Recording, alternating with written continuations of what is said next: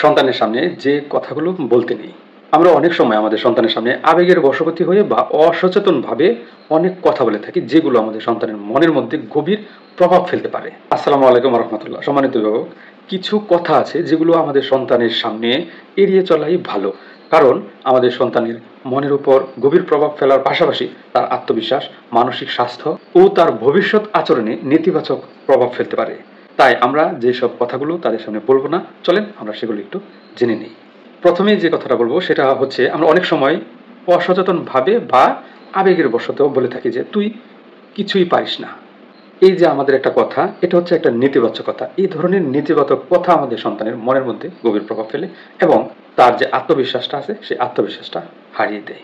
তো এই ক্ষেত্রে আমার করণীয় কি, বা আমি কিভাবে বলতে পারি? আমি এমন ভাবে যদি বলি যে তুমি খুব ভালো চেষ্টা করেছ, কিন্তু তুমি যদি আরো একটু চেষ্টা করতে, আরো একটু বেশি মনোযোগ দিতে, তাহলে কিন্তু আরো অনেক বেশি ভালো করতে। তারপর যেটা বলবো সেটা হচ্ছে, অন্যের সাথে তুলনা করে আমরা অনেক সময় বলে থাকি যে ও তো অনেক ভালো পারে, তুই পারিস না কেন? সম্মানিত অভিভাবক, মনে রাখবেন, তুলনা শিশুকে হীনমন্য করে তোলে। এই ধরনের কথা না বলে আমরা আমাদের সন্তানদেরকে বলতে পারি যে প্রত্যেকেরই নিজস্ব শক্তি ও দুর্বলতা থাকে। তুমি ভালো করছো, তুমি তোমার নিজের পথে তুমি এগিয়ে যাও। তারপর আমরা আরো একটা কথা বলে থাকি যে তোর জন্যই আমার জীবনটা নষ্ট হয়ে গেছে। অনেক সময় আমরা আমাদের সন্তানদেরকে এমন ভাবে কথা বলে থাকি, কিন্তু আপনি জানেন এর কারণে কি হচ্ছে? এমন কথায় শিশুদের অপরাধ বোধে ভোগায়। এর পরিবর্তে আমরা আমাদের সন্তানকে বলতে পারি, সবাই মিলে যদি আমরা চেষ্টা করি তাহলে জীবন আরো অনেক সুন্দর হবে। অনেক সময় আমাদের সন্তান, আমরা যখন একজন আরেকজনের সাথে কথা বলি বা বড়রা কথা বলতে থাকি, তখন সন্তান আয়সা কোনো কথা বলতে চায় বা সে বিরক্ত করতে পারে। তো ওই সময় আমরা আমাদের সন্তানকে একটা কথা বলে থাকি যে চুপ কর, এখন বড়রা কথা বলছে। দেখেন, শিশুদের কণ্ঠকে গুরুত্ব দিতে হবে। আপনি যখন আপনার শিশুর কণ্ঠকে গুরুত্ব দিবেন, তখন সে নিজেকে গুরুত্বপূর্ণ মনে করবে।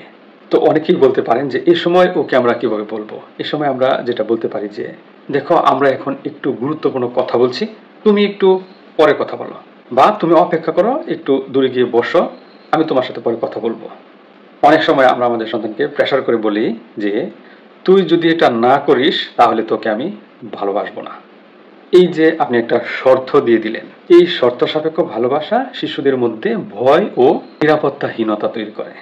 আমরা কিন্তু আমাদের সন্তানকে এইভাবেও বলতে পারি, দেখো আমি কিন্তু তোমাকে ভালোবাসি, কিন্তু তুমি যে কাজটা করেছো এই কাজটা কিন্তু একদম ঠিক হয়নি।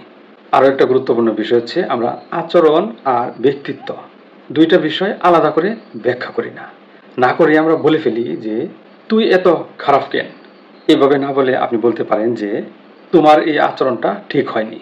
এতে করে আমরা সবাই কিন্তু একসাথে ভালো আচরণ শিখতে পারি। আমরা অনেক সময় আমাদের সন্তানের ভবিষ্যৎবাণী করে ফেলি, যেমন তোকে দিয়ে জীবনে কিছুই হবে না। এতে করে সে খুব বেশি হতাশাগ্রস্ত হয়ে পড়তে পারে। আমরা এভাবে না বলে যদি এভাবে বলি, তাহলে দেখেন কত সুন্দর দেখায়। তুমি পারবে, শুধু তোমার একটু ধৈর্য আর চেষ্টার দরকার। আর এভাবেই আমরা আমাদের সন্তানদের ভবিষ্যৎ সম্পর্কে আশা ও সাহস যোগাতে পারি। শেষ করব একটা কথা বলে, মনে রাখবেন, আপনি যখন আপনার সন্তানের প্রচেষ্টাকে আপনি স্বীকৃতি দিবেন, তখন দেখবেন সে আরো বেশি পরিশ্রম করতে উৎসাহিত হবে। শিশুর মানসিক বিকাশের জন্য আমাদের উচিত তাদের সামনে ইতিবাচক ও উৎসাহব্যঞ্জক ভাষা ব্যবহার করা। আশা করছি ভিডিওটা আপনার ভালো লেগেছে। যদি ভালো লেগেই থাকে তাহলে অবশ্যই ভিডিওতে লাইক করবেন, কমেন্টসে আপনার মূল্যবান মতামত জানাতে বলবেন না। পরবর্তীতে আপনি কী ধরনের ভিডিও চান অবশ্যই কমেন্টসে লিখে যাবেন। ভিডিওটি শেয়ার করে অন্যকে দেখার সুযোগ করে দেবেন। ভালো থাকবেন, সুস্থ থাকবেন এবং নিরাপদে থাকবেন। ধন্যবাদ সবাইকে।